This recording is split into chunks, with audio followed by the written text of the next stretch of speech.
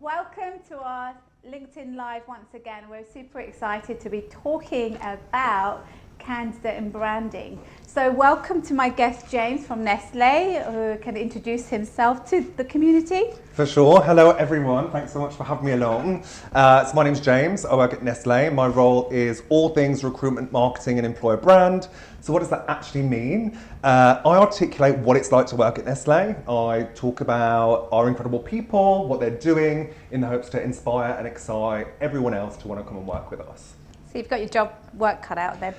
Just a little bit. Middle East, Africa, Turkey, you know, really small, simple countries. Okay. So why this important topic really, I think what was inspiring when we were talking about what to discuss, it was about how to treat your candidates as if they're your customers, as if they're your consumers, thought about. So elaborate, like what is that? What does it mean? So let me tell you, so we are really good at selling products. No matter what organization you work for, you need to make money in order to pay your people, grow, be one of these incredible companies that everyone wants to work for. And when it comes to candidates, we've been a little bit slower in giving them quite so much love and attention. So whether you're a candidate or a consumer or an astronaut, fundamentally you're a person and you want to be engaged with, you want to have a two-way dialogue. And you want that to actually mean something. You want it to go somewhere. So whether I work for you or not, in the end, I want to know that we've had a really nice time, I like you as a person, and we're going to keep in touch. Yeah, and it makes sense, I suppose, like from the minute that a candidate sees a job advert, right, or receives a call about the job. So how, the journey, I guess, is important, because what you've touched on, I think people, like for me, I always think of it if the candidate is successful and they've got the job. But you're right, I think the bulk of this is really going to be the people who don't get the job. And what impression have you left them with the brand? 100%. So let's start there. If I'm starting my relationship with you at point of job ad or a point of, hey, we've got this amazing role which is great for you, we're doing it wrong. So way before that, they need to have some kind of sense of who we are, what we do, in order for them to look at our ads or to answer this call from an unknown number they don't know. So we all have perceptions of brands in the back of our mind, whether we like it or not. So your choice is sit back and let that perception form and let the media tell it, let them hear it from their friends, let them read it on review sites, or you can actually say, let us tell you a story and let us tell you exactly what we're about.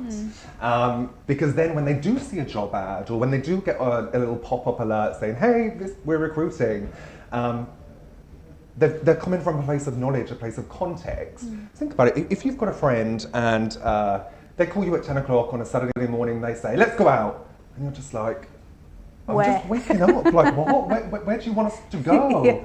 Whereas if I've constantly been telling you about these amazing adventures I go on every Saturday morning at 10 o'clock, then in the back of the mind, your interest has already peaked and you kind of know what's going to be in store. So if I say, hey, I'm going to the beach at 10 o'clock and you love the beach, great, amazing. Whereas if I say, oh, I'm going out at 10 o'clock and you know that I love doing 20K hikes and you're like, that's not my weekend. I'm busy. Then you can politely decline and no one wastes any time, right? Yeah, no, absolutely. It makes sense, I think, when you put it across like that. Are enough companies taking it seriously? You know what? Because Nestle seem quite unique in this approach, but are most companies even thinking about it or doing anything about it? So let's think about it here in the region first of all. So I think in the Middle East it's still in its infancy. So historically it's been something that either sits within kind of marketing and comms, or it sits with the recruiter. And where rec marketing really comes alive is where you can layer that understanding of job seeker behaviours, what is going to push them to apply or push to accept your offers, with all that great branding skills about how to tell a story and why is this going to resonate.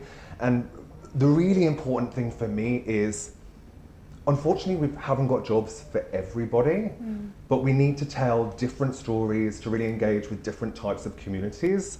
So, I mean, if we look at Nestle's purpose, our purpose is enhancing the quality of life and contributing to a healthier future. That's a really big message and it underpins absolutely everything we do. But what does that mean to a job seeker? Yeah. You know? So, and how does that message differ if you're a marketeer versus if you're a nutritionist? And similarly, how does it appeal to you if you are a working mom compared to if you are a 60-year-old female CEO in China? You're going to want to hear different stories, different lights and shades that you feel, okay, I'm directly speaking to you. So again, when that job post goes up, you think, that's an adventure I want to start.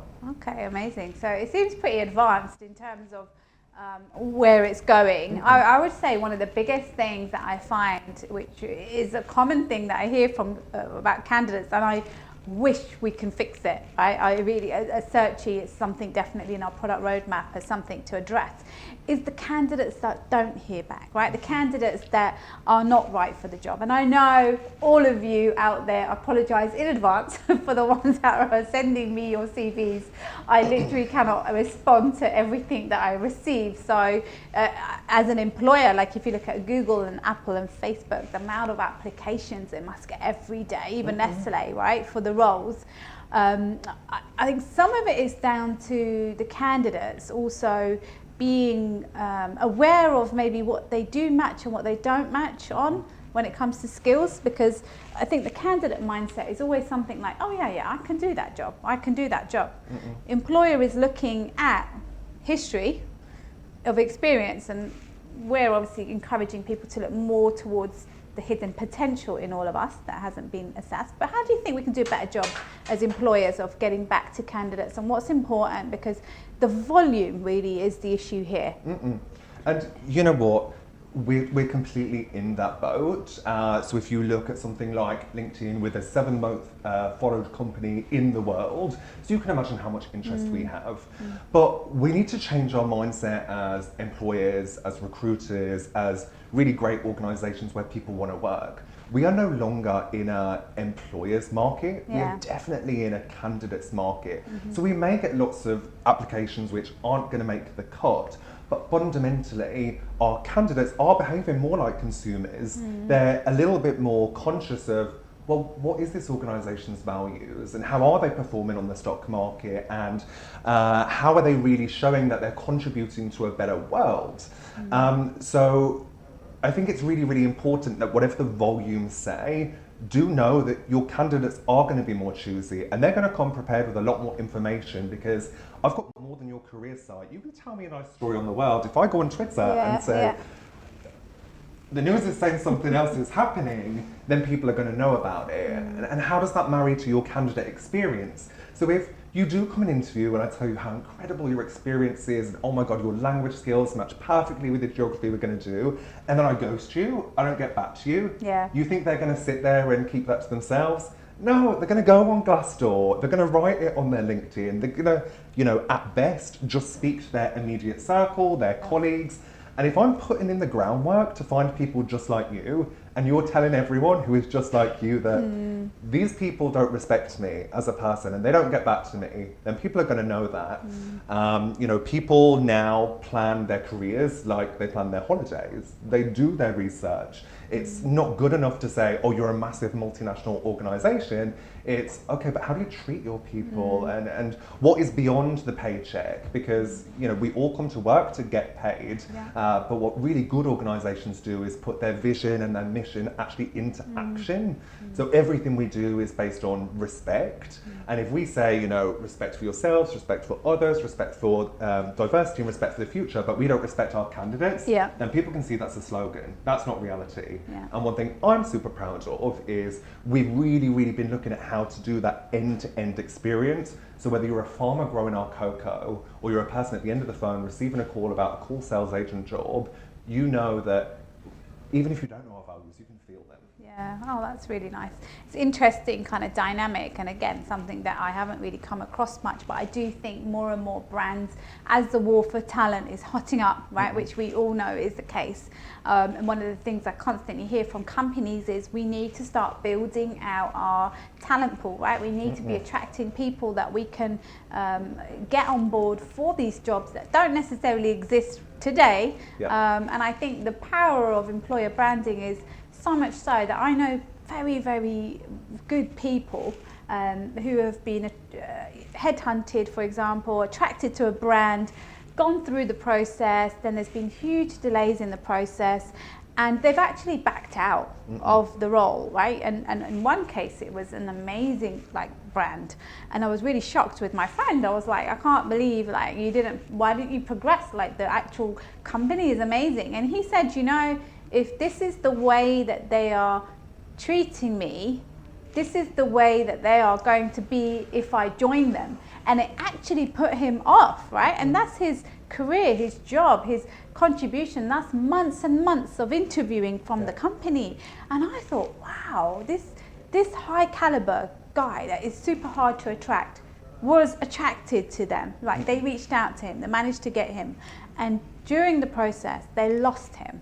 How many hundreds or thousands of people are experiencing this unnecessarily? And are companies even aware of this as being a thing, right? Why is it not, how can we fix it, basically? How can we help fix it? So, and I don't think that's an uncommon story. And so just imagine your friend, a great professional, years of experience, top of their game for a massive organisation kind of thing. If that's how they're treating that type of candidate, think about it all the way down to your entry level, your apprentices. So you need to have a baseline with which you communicate to all your people. And one of the really big things that we've been working on, which I think is a really great way of doing it, you know when you get targeted ads on Twitter, for example, now, and you can look at that app and it can see how it categorizes you. So no longer are you a woman living in the Middle East, you're a woman in the Middle East who loves shoes, who loves technology, who has a family, who, you know what I mean? It knows so many more facets of you rather than just being a career woman. It's actually able to serve you a lot better content. That's interesting. We need to mirror how we do that. So our CRMs are beautiful. We know when you last bought Nespresso capsules. We know which supermarket you shop in. We know the days you're most likely to go shopping. So how do you apply that to candidates? So rather than I know that you are a lady in Dubai interested in marketing, we need to really understand what are you engaging with content-wise, where are you not just visible, what not is your job title, but actually what are you saying online, what is your contribution, what makes you tick. You know, if AI is something you're super passionate about, which I know it is, how can we build that into how we interact with you? So that could be the conferences we go to, it could be the type of people we get to contribute to our CRM comms. So for all organisations, the ATS, where all the applicants' details live, it's owned by HR. We have a little key where we unlock it every time we have a job and we say, hey, we've got this amazing job, come and apply. That's not going to cut it anymore. If you are an incredible nutritionist, rather than hearing from Brandon James in HR, you're probably going to want to hear from one of our nutritionists, our scientists, our product innovation team. So yes, we can say there's this vacancy available, but even if you're not going to click it, I can still tell you about something incredible we're doing as a business, which Yeah. is really going to resonate with what interests you. Yeah, and I think candidates are looking, one of the things that I was fascinated about is about the impact that they can make to the organisation. It's the impact they can make in their job. And this is going beyond money. And I think what's interesting is if I look at even the smaller brands, right? I think the bigger brands have something to live up to, right? If you look at Google, Apple, Nestle, you already have created a brand and you have a hard job maintaining that brand and living up to it. Yeah. And then I look at companies who are like startups, right? And smaller, less known brands. And one of the things that I find incredible, this whole branding thing I didn't even know was a thing really until people have started doing interviews through AI. And I always get their feedback, right? We always, as a team, we love hearing about people's feedback, good or bad. And one of the things that has really shocked me is when people have said that they automatically have associated innovation with the company that is interviewing them like this, and they've been blown away. Right? Regardless of their thoughts of AI, the whole kind of approach of how they are being selected, how innovative the process is no longer like pressing send with a CV and wishing you'll hear back. Yep. It's almost like the response is faster, the people are getting back. So again, when I say what is the issue for employers not getting back to people, is it the floods of CVs? Is it just that there is no methodology at the moment for getting back to people because the volumes are too high? How can we use technology, right, to make an impact to individuals and people? So I think you touched on before, it's not necessarily the people we bring on, it's the people that we don't bring on. Yep. How do we leave them with a good impression of our brand? Yep. And I think technology is doing a great job of at least being able to speed up some of the things that tend to get stuck, right, in the process. 100%. And yeah. So from our perspective, we have a blended approach. So yes, we use innovative technologies, but we also think it's really, really important for people to actually see what is sent in. I think all organisations have definitely got improvements to make, but we're extremely proud of how we, managed to get through such a raft of applications in such a short time. What you said that was really interesting for me is, focusing not only on these candidates, which we're going to continue to woo and take you along the process, it's giving the people who you aren't going to continue in the process somewhere to go. Where can they join where actually we're still going to engage with them and we're still going to value their Yeah, time, that's a good point. and we're still going to put them on the right path to something that's maybe more appropriate, or this job is going to be perfect for you in a year's time. How can we make sure that they're not losing touch, or rather we're not losing their eyes, so they can keep up to date? So the next time they send an application in, it's not just, hey, I studied finance and I see you've got a finance position I'd really love to join. It's what I thought was really interesting when I saw your quarterly reports last month was da-da-da-da. And all of a sudden, you've got context, you've got richness to your CV, so the next time you are more likely to progress.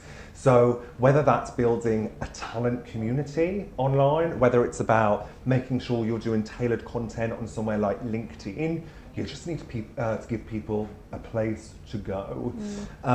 What I don't recommend you do is have one homogenous talent community that whether you're a mid-career professional, a C-suite level executive, or a graduate, you get shown exactly the same thing, because different content, different learnings can come out of that, right? Like 100%. If you keep the niche in terms of dividing them up.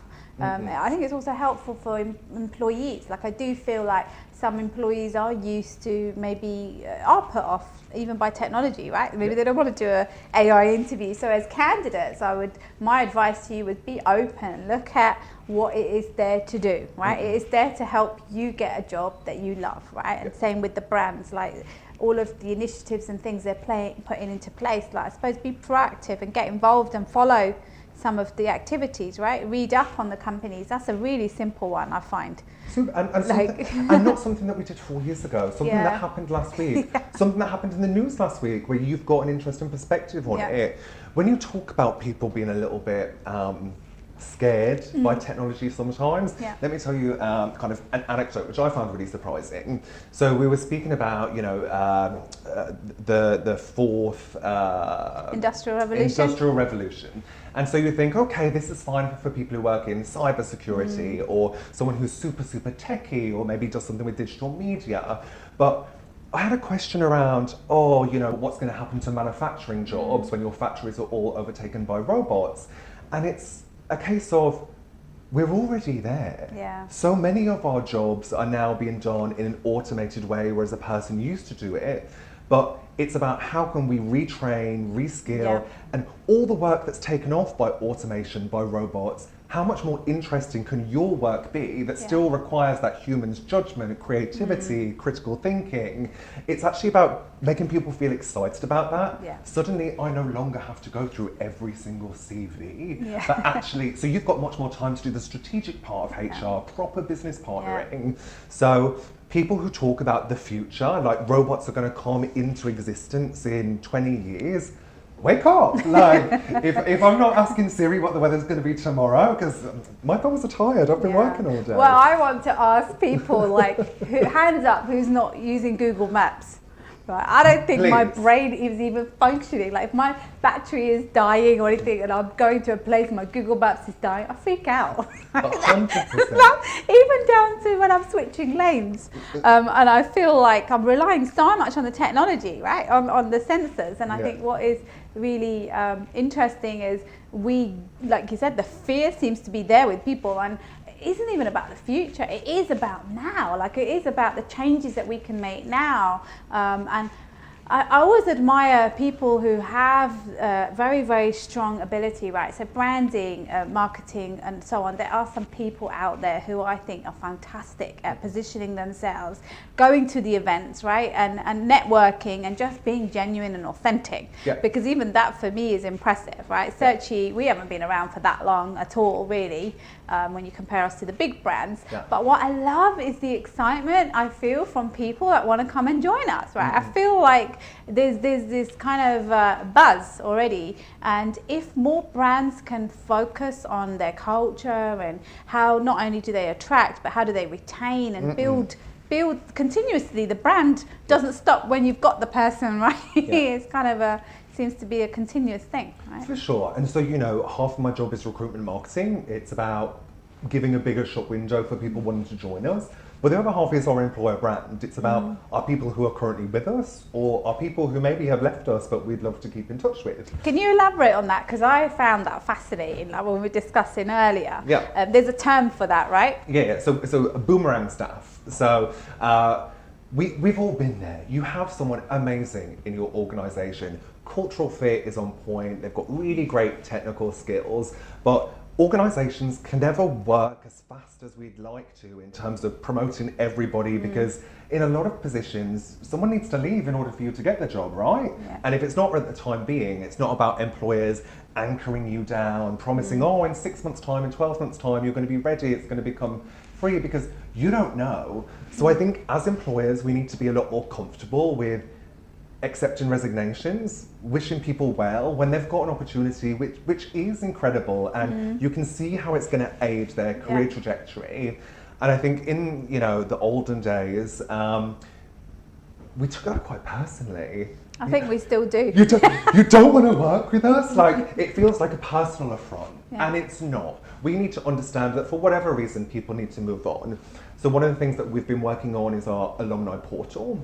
So this is where it's got a few different sections, and it's really about keeping them in touch. So one aspect of that is around the networking piece. So how can you keep in touch on what the internal moves are? What are the new products we're bringing to market? The second part is obviously what jobs do we have coming up. But the third part is really that two-way visibility. So if someone's gone to a competitor and got incredible knowledge, incredible skills, maybe they don't want to go into the manager position anymore. Maybe they're ready for an even bigger step. And I think it's keeping those lines of communication open. So rather than their old boss leaving 12 months down the line, phoning a phone number which they're probably not using anymore. It's about really understanding where are all our great talents, wherever they might be, and saying, hey, this is what we're doing in that space, and regularly updating you. So when the stars align and there is a position which is a perfect, they're coming back into our own. It's not like their knowledge or their understanding of what Nestlé's been doing is stuck in 2016 because they've been following the progress and they've been seeing what's happening, and there's probably still speaking to their colleagues about what that experience has been like.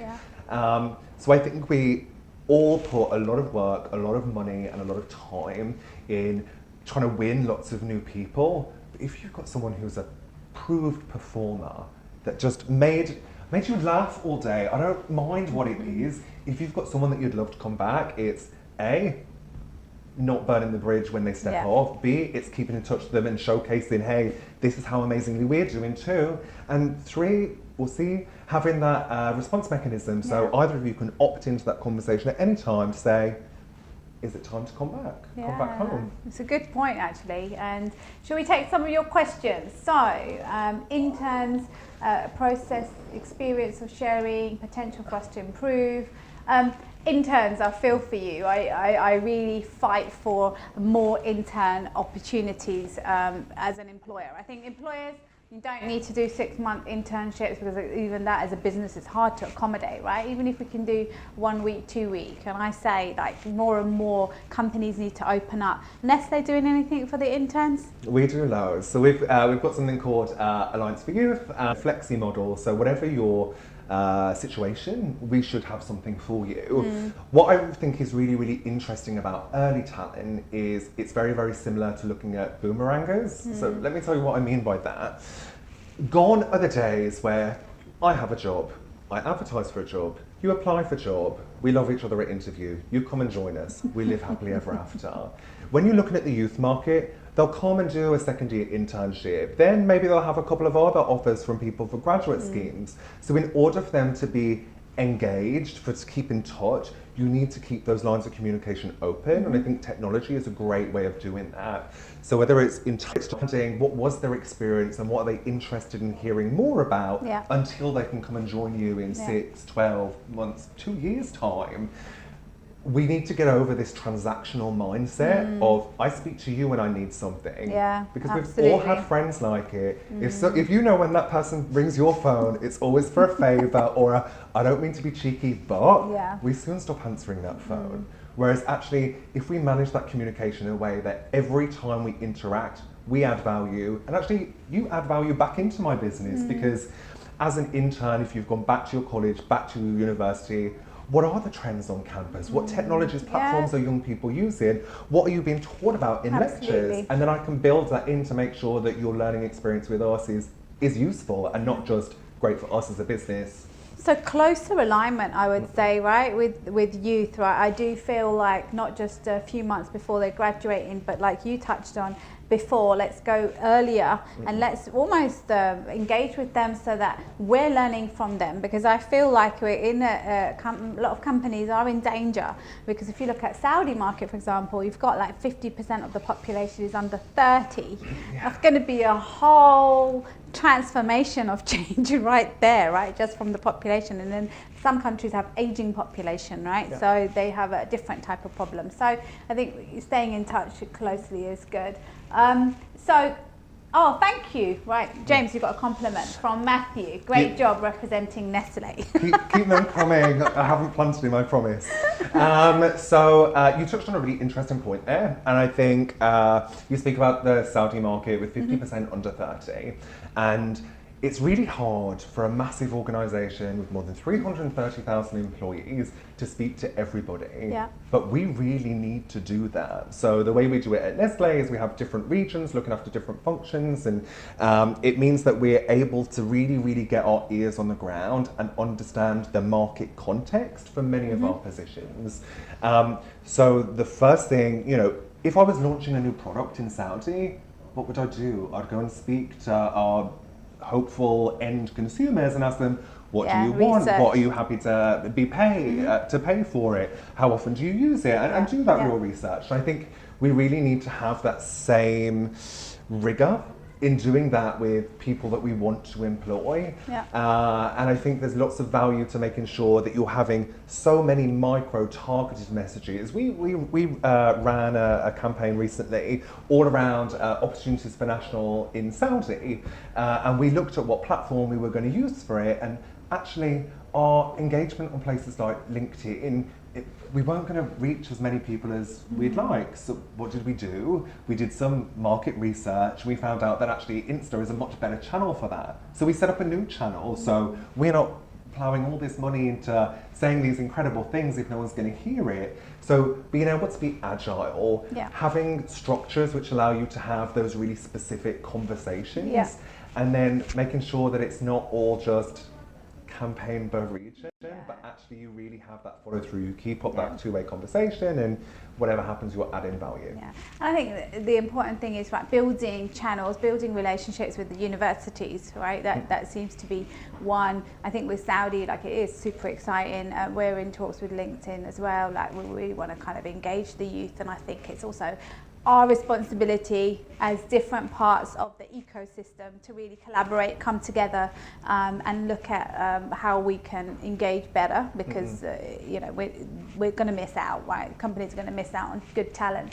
We've got another question. Eddie, thank you. Alumni portal is a great idea. I think so too. I love that. Letting people go with grace, and then hopefully they can come back to you when the time is right. For sure, and one thing I'd say on that is it needn't be something completely unmanageable. So you can imagine a company like Nestle, the scale we are, we have a lot of people leaving, and maybe for smaller organisations it's a bit of a stressful thing, thinking another platform, another portal which I have to manage and cultivate. So why not make it an opt-in thing? Yeah. Some people are going to leave your organisation where actually it's completely right, and they're going off to something great, and as an organisation they've served the purpose, and we've had that value exchange and it's done. So could you look at a way of starting really, really small? So if you've got a particular skill set, so specifically things around technology, digital, cybersecurity, or just for those top 20% of performers, because it's going to be a lot easier for me to manage a small community that I'm really going to foster, and I genuinely do want you to come back, than it is when you leave the door, everybody gets please join our alumni portal, and again it's this room full of noise which means nothing. Yeah, doesn't add any value. Like anything, start small, think of what your business priorities are. I would love to say we speak to everybody in a really sophisticated, layered, targeted way, but you have to start somewhere. What are your business priorities? Where do you need more talent, better talent, faster talent? Focus there, learn what works, and then build it out. Great, and I think it's about trying something new, right? And doing it. Execution, right? Try it. I think the thing you touched on with when we talked at the beginning was how to treat your candidates more like consumers, and you just specified the level of research that goes into when you're launching products. Treat it like that, right? In terms of give it the same kind of value of if there's a new market that you're going into, if you're building out teams, we've really got to kind of open up the minds a bit more, right? In terms of looking at every touch point, everything that you're doing and as an organization is reflecting your brand, down to even the way you interview, the way you... 100%. I've had candidates that have come to me and said, I've gone through a 14-stage interview. It's just crazy, how that happens, right? Has happened. So, I think diversity, inclusion, all of these things are also, if you're looking at what does it reflect, if you're going to be doing proactive things in these important areas, it's also, you're in line with separating yourself out from your competitors. 100%, and you mentioned there diversity and inclusion, and I think that is such an important thing to bear in mind. We are beyond the days where we can do female campaigns or campaigns for older generations or campaigns for differently abled people. We much more now need to layer those nuances. So, okay, I'm a man, but I might not be interested in marketing. I want to be an engineer. So give me engineering content, showing me people like me doing really exciting things. It's no longer to think that, my face fits, so automatically I'm really interested in sales, you Yeah, know? it's getting more sophisticated, right? More data touch points. Yeah. Because we're not leaving school. Is that a female CEO? Is it a mother? Is it someone who isn't a parent? Is it someone who's mobile, not mobile? So really, really understand what are the business priorities, where do we need to start, how can we map it so everyone has to tick at least more than one box. You know, you have to be a female scientist or a male marketeer, because then at least the content is A, hitting the right profile of person, but B, telling them something that's of interest, because there is nothing worse than finding an employer you love, mentioning no names, thinking I would love to work for them, signing up. Every week you get every job under the sun they've got, from lorry driver to microbiologist, and it's like, I'm a busy person. I've got a job. Like,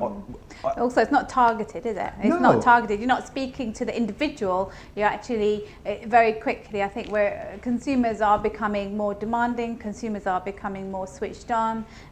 There is so much targeted things that are coming at us without even knowing. I remember walking through Dubai Mall, and I was looking at my phone, and I saw an advert come up for shoes, right?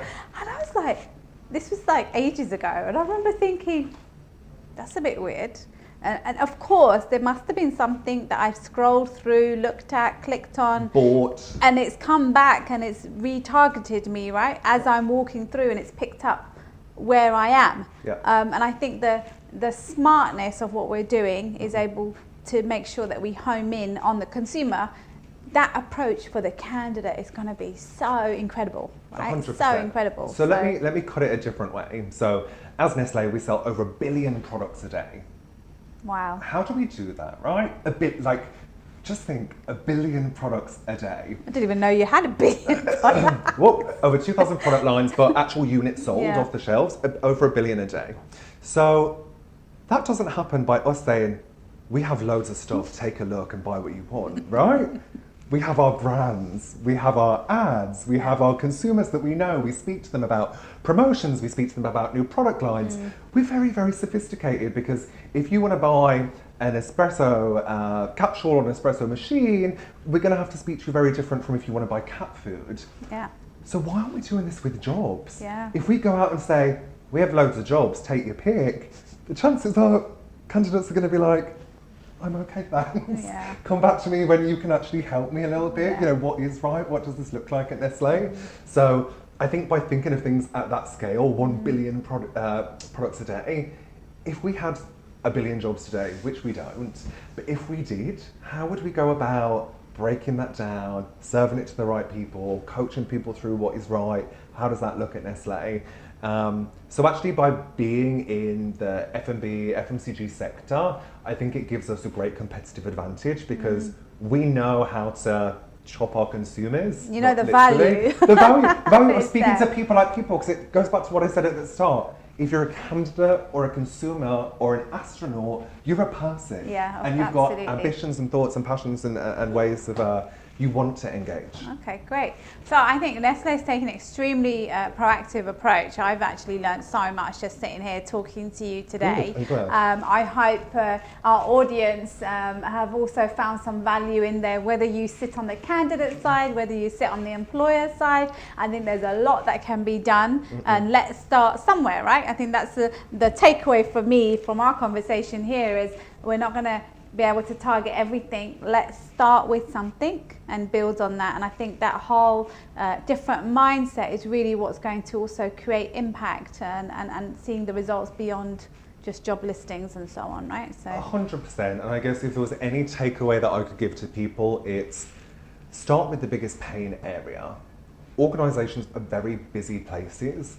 But if you can solve a problem which is really causing some, lots of people and senior people a real headache, if you can show a way to bridge that gap, to help solve or start solving that problem, people are suddenly going to want to listen a lot more about this employer branding, recruitment marketing. We thought it was a nice HR function, but actually we're getting better talent, we're enjoying doing the interviews more because we're having more interesting conversations. We're hiring people without having to spend loads of money on expensive campaigns.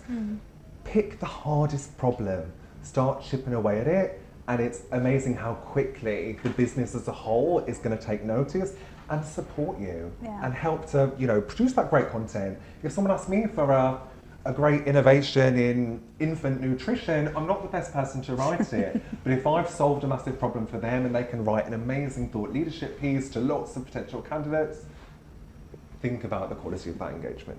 Okay, great. All right. Well, I think if there's any other questions, please feel free to get them in. I think we've touched on pretty much the core part of today's topic, and hopefully we've left you with some insights. And as always, we welcome your interaction even after the stream. If there's anything that you would like to know that we haven't covered, please reach out to us. I know James is always available also, and you can look into re-recordings of this and reach out, and we'd love to hear from you. So thank you today, and we look forward to seeing you again next Tuesday at 4 o'clock. Thanks so much. Thanks.